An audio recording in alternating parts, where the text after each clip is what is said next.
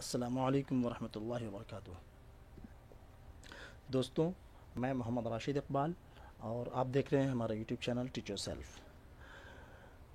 دوستوں، اردو پیڈاگوجی سے متعلق ویڈیو کا جو سلسلہ ہم نے شروع کیا تھا، اس کی اگلی کڑی کے طور پہ آج میں آپ لوگوں کے سامنے ریٹ 2012 لیول 2 کا ایک ویڈیو لے کر حاضر ہوا ہوں۔ اس میں لینگویج فرسٹ جن لوگوں نے اردو لیا ہو وہ سوال آج ہم حل کرنے والے ہیں۔ Rate 2012 level 2 language first Urdu. ٹھیک ہے دوستوں، چلیے تو شروع کرتے ہیں، دیکھتے ہیں آج کا سوال کیا ہے۔ درج ذیل اقتباس پر مبنی سوالات 31 تا 38 کے جوابات دیجیے۔ تو یہ پہلا سوال ہی اقتباس سے متعلق ہے، چلیے پڑھتے ہیں۔ دراصل محاورہ اور مثل میں ایک بنیادی فرق یہ ہے کہ مثل ہمیشہ جوں کہ توں استعمال کی جاتی ہے، اس میں کسی قسم کی تبدیلی نہیں کی جاتی۔ مثلاً اردو کی مثل ہے کھسیانی بلی کھمبا نوچے۔ اب ایسا نہیں ہے کہ آپ اس کو مرد کے لیے استعمال کریں تو کھسیانہ بلا کھمبا نوچے کر دیں۔ اس کے برخلاف محاورے میں تذکر و تانیث، واحد و جمع اور ماضی و حال و مستقبل کے اعتبار سے حسب ضرورت اور حسب موقع صیغے میں تبدیلی کی جاتی ہے۔ مثلاً شرم سے پانی پانی ہو گیا، ہو گئے، ہو گئی، ہو جاؤ گے وغیرہ۔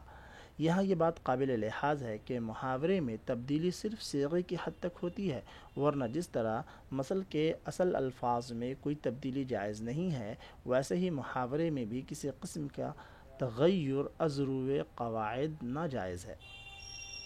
ٹھیک ہے، اب دیکھیں سوال۔ عبارت فہمی سے کیا مراد ہے؟ عبارت میں مشمولہ الفاظ کے معنی جاننا؟ نہیں، صرف معنی جاننے سے کام نہیں ہوگا۔ عبارت میں شامل جملوں کے مفہوم کو سمجھنا؟ صرف جملے کے مفہوم کو نہیں۔ عبارت کے بین السطور کو سمجھنا؟ نہیں۔ بحیثیت مجموعی عبارت کے مراد و منشا تک رسائی حاصل کرنا؟ تو یہ صحیح جواب ہے اس کا کہ بحیثیت مجموعی۔ ایک منٹ رک جائیں، اس کا میں پین لے لوں۔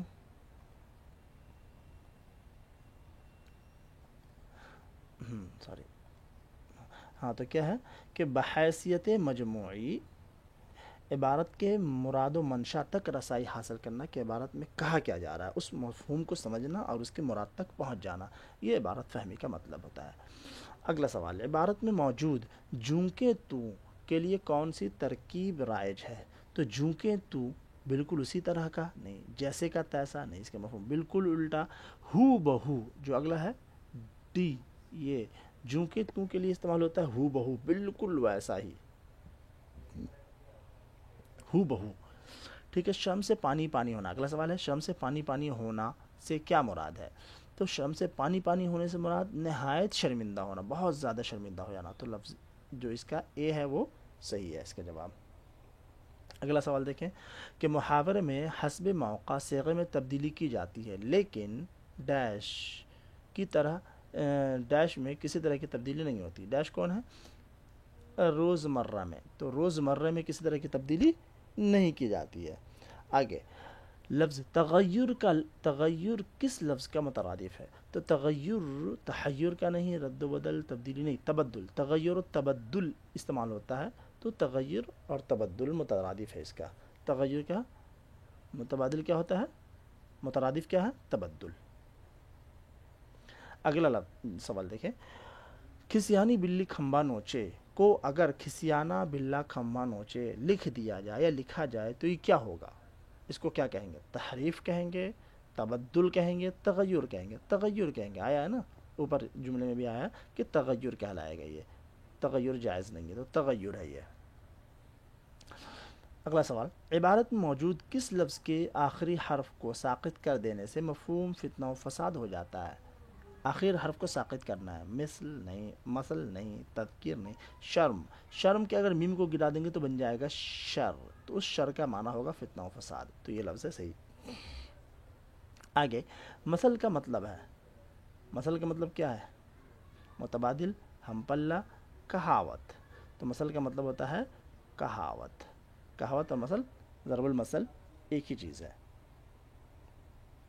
اب اگلا سوال دیکھیں، درج ذیل اقتباس پڑھ کر سوال 39 تا 45 کے جوابات دیجیے۔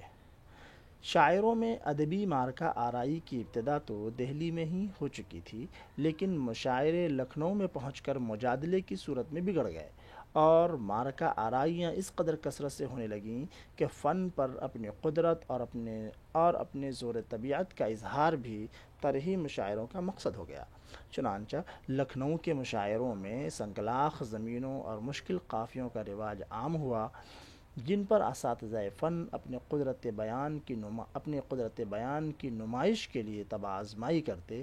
دہلی میں مشاعرے بیشتر مختلف شعراء کے گھروں پر منعقد ہوتے، ایک مصرع طرح دے دینا ہی کافی ہوتا تھا۔ دہلی میں شعر کے حسن و قبیح کا معیار تجربے کے فنی اظہار کی نوعیت سے مقرر ہوتا، لیکن لکھنؤ میں فن پر گرفت کی نمائش ہی مقصد شاعری تھا، جس سے لمبی ردیفوں اور مشکل و تنگ قافیوں کا چلن عام ہوا۔ یہ تو عبارت ہے۔ آگے دیکھیں سوال، درجہ بالا عبارت کا لب لباب کیا ہے؟ مشاعروں کے ذریعے زبان کی خدمت؟ نہیں۔ مشاعروں کے ذریعے مفہوم و معنی کی بازیافت؟ مشاعروں کے ذریعے تفریح و طبع کا سامان فراہم کرنا؟ نہیں۔ اساتذہ فن کا اپنی صلاحیتوں کا نمائش کرنا؟ تو یہ اصل اس کا خلاصہ یہ ہے کہ اساتذہ فن کیا کرتے تھے؟ اپنی صلاحیتوں کا نمائش کیا کرتے تھے۔ یہ اس پورے عبارت کا منشا ہے۔ لب لباب ہے۔ ادبی مارکہ آرائی سے کیا مراد ہے؟ مقابلہ، ادبی چشمک؟ جی تو اس کا صحیح جواب ہے ادبی چشمک۔ شعراء کے درمیان ایک شاعر کو دوسرے شاعر سے جو ادبی چشمک ہوتی تھی ہے نا، وہ جو ہے مارکہ آرائی کہلاتی ہے، ادبی مارکہ آرائی کہلاتی ہے۔ آگے اگلا سوال ہے، لکھنؤ میں فن پر گرفت کی نمائش ہی مقصد شاعری تھا، یہ جملہ کس میں ہے؟ تو فعل لازم نہیں، فعل فاعل، فعل متعدی بھی نہیں، فعل ناقص ہے، فعل ناقص۔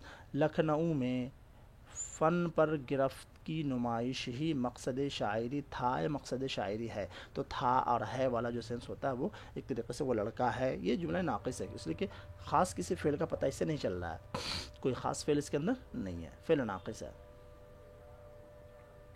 اساتذہ فن قواعد کی روح سے کیا ہے؟ تو اساتذہ فن اس میں مفعول نہیں ہے، فعل متعدی بھی نہیں ہے، فعل لازم بھی نہیں ہے، تو بچا کیا اس میں فاعل؟ تو اساتذہ فن قواعد کی روح سے اس میں فاعل ہے، یہ والا آپشن صحیح ہے۔ اگلا سوال، مشاعروں میں ادبی مارکہ آرائی کی ابتدا دہلی میں ہو چکی تھی، یہ جملہ کس زمانے میں ہے؟ تو ہو چکی تھی، اگر ہم اس کو دیکھیں ہو چکی تھی تو اس کے حساب سے ڈائریکٹ ہم یہاں پہنچ سکتے ہیں ماضی بعید۔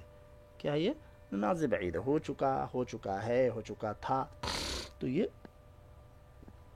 ماضی کی جو 6 قسمیں ہیں ان میں سے ماضی بعید ہے۔ آگے دیکھیں، دہلی میں مشاعرے مختلف شعراء کے گھروں پر منعقد ہوتے، یہ جملے کی کون سی قسم ہے؟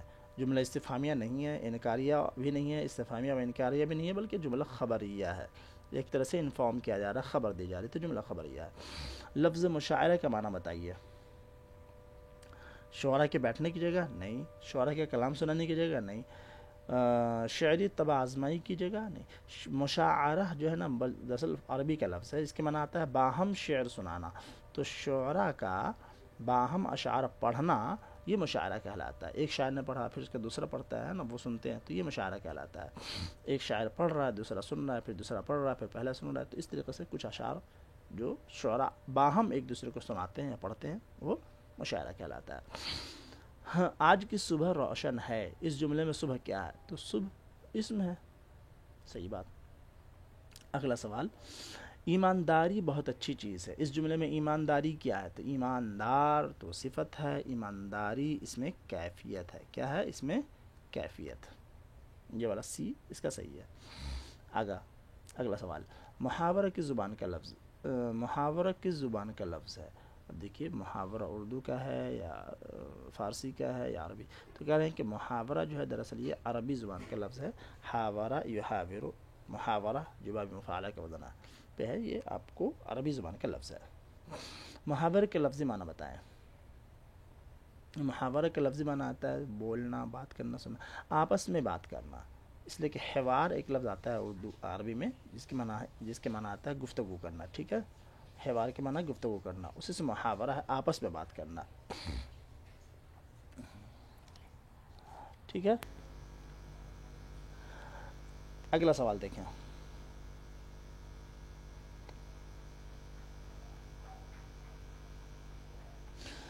ہاں, اگلا سوال ہے عمر قلیل اور حوث منصب جلیل. اس مصرع میں لفظ قلیل کیا ہے؟ محاورہ نہیں ہے, کہاوت بھی نہیں ہے, ضرب المثل بھی نہیں ہے, تو کیا ہے؟ روزمرہ. روزمرہ میں اس کا استعمال ہوا ہے کہ عمر قلیل مانگ کر لائے تھے 4 دن, تو آرزو میں کٹ گئے 2 انتظار میں, تو عمر قلیل. اگلا سوال دیکھیں. نظم کی تدریس کے لیے کیا ضروری ہے؟ نظم کی تدریس کے لیے غور و فکر ضروری ہے, یا مفہوم شناسی, یا ردیف و قافیہ پر عبور؟ نہیں. مدرس کی بلند خوانی. اگر مدرس نظم کی تدریس کر رہا ہے کلاس کے اندر, تو ضروری ہے کہ معلم پہلے اس نظم کو بلند خوانی کرے, اچھے سے اس کو پڑھ کر کے سنائے, تاکہ بچے کے اندر کی سمجھ بنے اور پھر بچوں سے پڑھوایا جائے. تو بلند خوانی بہت ضروری ہے. اگلا سوال دیکھیں. حروف تہجی طریقہ تدریس کی خامی. حروف تہجی جو طریقہ تدریس ہے اس کی خامی کیا ہے؟ ہجے کرنے کی بری عادت پڑ جاتی ہے. بالکل صحیح ہے, یہ خامی ہی ہو سکتی ہے, خوبی تو ہو نہیں سکتی ہے. پڑھنا ہجے کرنا ساتھ ساتھ چلتا رہتا ہے. صحیح بات ہے کہ ہجے بھی کرتا ہے بچہ اور پڑھنا بھی سیکھ لیتا ہے, یہ خوبی ہے. حروف کی شکلیں دیکھنے میں ذہن نشی ہو جاتی ہیں, دیکھنے سے ذہن نشی ہو جاتی ہے. تو جو ہجے کرتا ہے بار بار, تو اس کی وجہ سے حروف کی جو مختلف شکلیں ہوتی ہیں وہ بچے کے ذہن میں بیٹھ جاتی ہیں, آسان سے مشکل کی طرف جاتا ہوتا ہے. صحیح ہے. تو اس کی جو خامی ہے وہ خامی یہ ہے کہ ایسی عادت پڑ جاتی ہے ہجے کرنے کی, بری عادت, کہ ہر چیز کو وہ ہجے کر کے پڑھنا شروع کر دیتا ہے. پھر آگے اگلا سوال. تحقیقی طریقہ تدریس کے ابتدائی نشانات کس فلسفی کے یہاں ملتے ہیں؟ تحقیقی طریقہ تدریس کے ابتدائی نشانات کس فلسفے کے یہاں ملتے ہیں؟ افلاطون, ارسطو, سقراط, روسو. تو کہنے کہ اس کا صحیح جواب ہے روسو. روسو ایک ایسا شاعر ہے, روسو ایک ایسا فلسفی ہے نا, جس کے یہاں سب سے پہلے تحقیقی طریقہ تدریس کو اپنایا گیا. ٹھیک ہے. آگے. قواعد کی تدریس کی چوتھی منزل کیا کہلاتی ہے؟ جب قواعد کی تدریس کرتے ہیں تو اس کی جو چوتھی منزل ہے وہ کیا کہلائے گی؟ استحضار, یا موازنہ کمپیریزن, یا انطباق اپلیکیشن, یا تعمیم. تو کہہ رہے ہیں جنرلائزیشن جس کو کہتے ہیں, یہ اس کا گرامر کے یا قواعد کی تدریس کا سب سے چوتھی منزل ہے, کہ آپ پہلے بچوں کے سامنے قواعد پیش کریں گے, پھر اس کو سمجھائیں, پھر جو ہے کمپیئر کروائیں گے, پھر اس کے اندر سے انطباق کر کے رول نکالیں گے, پھر اس کو ایک جنرلائز کر دیں گے, تعمیم. ٹھیک ہے. تو تعمیم جو ہے یہ چوتھی منزل ہے, جس کو ہم جنرلائزیشن کہتے ہیں انگلش میں. آگے اگلا سوال جو ہے, طلبہ کو مشکل الفاظ بولنے اور سکھانے کے لیے کیا ضروری ہے؟ اگر مشکل الفاظ بولنا اور سکھانا چاہتے ہیں تو کیا چاہیے؟ تخلیقی و جمالیاتی قوتوں کا نشو و نما کرنا چاہیے, قوت بیانیہ کی نشو و نما, مشاہیر ادب سے واقفیت کرانا, منطقی صلاحیت پیدا کرنا. منطقی صلاحیت کی ضرورت نہیں ہے, لاجیکل سے. مشاہیر ادب سے واقفیت نہیں. قوت بیانیہ. قوت بیانیہ کا مطلب کہ بچے کے اندر اگر قوت بیانیہ آ جائے گی, اگر وہ چیزوں کو بیان کر پاتا ہے, تو قوت بیانیہ بیان کرنے کی جو صلاحیت آ جائے گی, تو اس کی مدد سے وہ مشکل سے مشکل الفاظ کو بھی بول بھی سکے گا اور اس کو سیکھ بھی جائے گا. تو قوت بیانیہ کا سکھانا ضروری ہے, کا نشو و نما کرنا ضروری ہے. اب یہ جو سوال ہے 56 والا, اس پہ میں نے کراس لگا رکھا ہے, دیکھ لیں. ایسے سوالات جن میں خالی جگہیں پر کی جاتی ہیں اسے کیا کہتے ہیں؟ اب ایسے سوالات جن کے خالی جگہ پر کی جاتی ہے, تو ظاہر سی بات ہے ایسے سوال کو ہم معروضی سوال کہتے ہیں, ہے نا. معروضی سوال کی قسمیں ہیں اس کے اندر. اب علت و معلول تو کہتے نہیں ہیں, کثیر البدل بھی نہیں کہتے ہیں, درجہ بندی بھی نہیں کہتے ہیں, اور مماثل بھی نہیں کہتے. تو اس کا مطلب کہ جو چاروں آپشن ہے یہ غلط دے رکھا ہے, تو اس لیے اس پہ ہم نے اس پہ کراس لگا دیا ہے. اور میں نے جو چیک کیا تھا اس ٹائم میں اس سوال پہ جو ہے سارے بچوں کو بونس مارکس دیا گیا تھا, کیونکہ اس کے چاروں آپشن ہی غلط ہیں. ٹھیک ہے. چلیے تو اس سوال کو ہم چھوڑتے ہیں, آگے بڑھتے ہیں. اگلا سوال 57. کمرہ جماعت میں مرکزی نقطہ کون ہوتا ہے؟ سینٹر آف جو ہے اٹینشن کون ہوتا ہے نا. تو کہتے ہیں طالب علم ہوتا ہے, طالب علم ہی جو ہے سینٹر ہے نا. تو چائلڈ سینٹر ایجوکیشن ایسے بھی ہم پڑھتے ہیں, تو چائلڈ سینٹر بیچ میں کون ہے؟ طالب علم رہتا ہے. تو یہ اے والا سوال جواب اس کا آپشن صحیح ہے. آگے تمہیدی سوالات کیے جاتے ہیں ڈیش کس کے لیے؟ سبق سمجھانے کے لیے؟ نہیں. اعادے کے لیے؟ نہیں. آمادگی پیدا کرنے کے لیے؟ جی. آمادگی پیدا کرنے کے لیے. تو جو سبق شروع کرتے وقت تمہیدی سوالات کیے جاتے ہیں تو اس کا مقصد بچوں کو پڑھنے کے لیے آمادہ کرنا ہوتا ہے، اعادہ کرنا نہیں. اعادہ کرنا تو ہم جب سبق پڑھا لیتے ہیں اس کے بعد خود جو ہے لاسٹ میں اعادہ کرنے کے لیے، سبق کی اعادہ کرانے کے لیے ہم بچوں سے کوشچنس کرواتے ہیں، تو وہ تو سبق کے لاسٹ میں ہوتا ہے. تو تمہیدی سوالات جو ہوتا ہے وہ دراصل بچوں کو اگلے سبق کے لیے آمادہ کرنے کے لیے کیا جاتا ہے. اردو کی جائے پیدائش کہاں ہے؟ تو اردو کی جائے پیدائش کے بارے میں مختلف اقوال ہیں، ٹھیک ہے، لیکن جو سب سے بہتر قول مانا جاتا ہے وہ مانا جاتا ہے دہلی اور نواحِ دہلی والی بات، کہ دہلی، اردو کی پیدائش جو ہے دہلی اور نواحِ دہلی میں ہوئی ہے. ٹھیک ہے، تو یہ آپشن جو ہے سب سے صحیح مانا جاتا ہے. تو یہ والا ڈی آپشن اس کا صحیح ہے.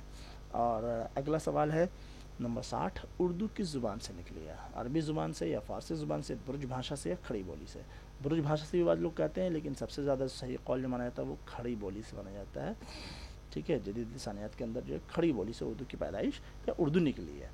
اردو اور ہندی دونوں، ٹھیک ہے، اردو اور ہندی دونوں کھڑی بولی سے نکلی ہی مانا جاتا ہے. ٹھیک ہے، تو یہ ہو گیا آج کے سوالات مکمل. آج کے لیے اتنا ہی، انشاءاللہ جلدی ملیں گے کچھ نئے سوالات کے ساتھ اگلی ویڈیو میں. میری یہ کوشش اگر آپ کو اچھی لگ رہی ہو تو اسے لائک کریں، زیادہ سے زیادہ شیئر کریں، زیادہ سے زیادہ ہم آپ تک پہنچانے میں ہماری مدد کریں. اور اگر آپ کا کوئی مشورہ ہو تو کمنٹ میں آ کر کے ضرور اپنے مشورے سے نوازیں، ہم اس پہ ضرور اس کو دیکھیں گے اور بہتر بنانے کی کوشش کریں گے. ٹھیک ہے دوستو، چلیے تو مجھے دیجیے اجازت، انشاءاللہ جلدی ہی ملیں گے کسی اگلے ویڈیو میں. جب تک خوش رہیں، اپنا خیال رکھیں. السلام علیکم ورحمۃ اللہ وبرکاتہ.